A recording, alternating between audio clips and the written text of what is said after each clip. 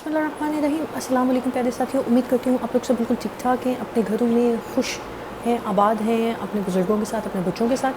अच्छा प्यारे साथियों, मेरी तमाम वीडियोस को पसंद करने का बेइंतहा शुक्रिया। मैं आपकी बड़ी मशकूर हूँ कि आप लोग मेरी छोटी सी कोशिश को पसंद कर रहे हैं।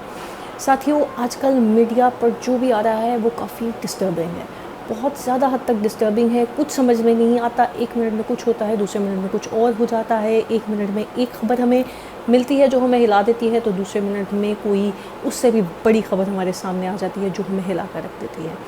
मैं आज बात कर रही हूँ एक ऐसे इंसान के बारे में, एक ऐसी हस्ती के बारे में जिनका नाम हमारे लिए बहुत ज़्यादा जाना माना है, जिनका नाम हमारे बच्चे बच्चे तक को पता है, जो हमारी यूथ के लिए एक बहुत बड़े मोटिवेशनल स्पीकर हैं। यूथ क्या, बुज़ुर्ग क्या, बच्चे क्या, हर कोई उनको बेइंतहा पसंद करता है, जहाँ तक मेरा एनालिसिस है।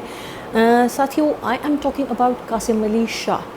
यकीनन आप लोग भी उनको बड़े अच्छे तरीके से जानते होंगे, आपने भी उनकी मोटिवेशनल स्पीच सुनी होंगी और उनकी बहुत सारी वीडियोस देख रखी होंगी।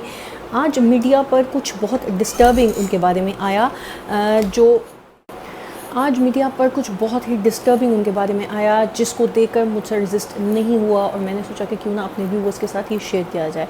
साथियों, पहले चल के देखें आप ये पिक्चर्स और फिर उसके बाद करते हैं बात।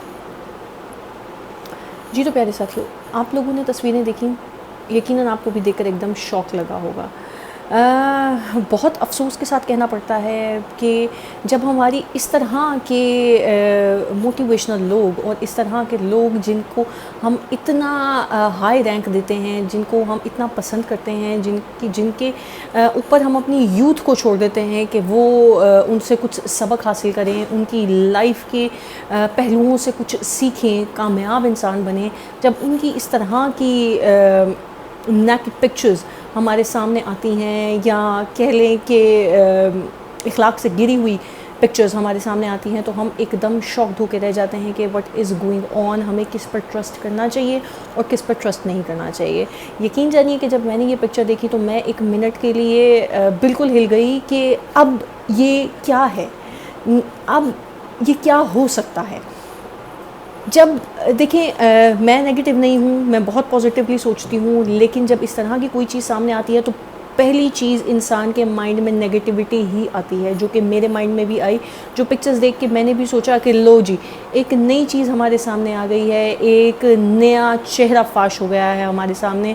जैसे कि पिछले दिनों में बहुत सारे ऐसे चेहरे हमारे सामने बेनकाब हुए हैं जिनका हम सोच भी नहीं सकते थे, और हम तो क्या, कोई भी सोच नहीं सकता था कि वो इतने बड़े नाम होकर इस तरह की हरकतें कर जाएंगे।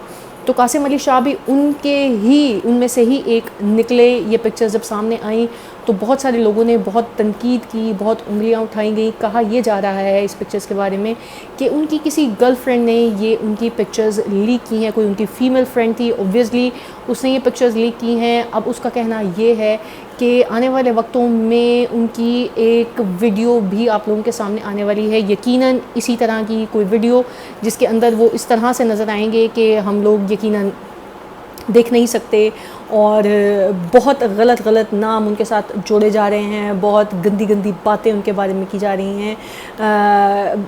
जब साथियों, मोटिवेशनल स्पीकर एक ऐसा इंसान होता है जिसकी बातों पर हम पूरा यकीन रखते हैं, हम उसके पीछे इस तरह से चलते हैं जैसे वो हमें सही रास्ता दिखाएगा, और जब ऐसे लोगों के बारे में इस तरह की चीज़ें सामने आती हैं तो दिल यकीनन टूट जाता है।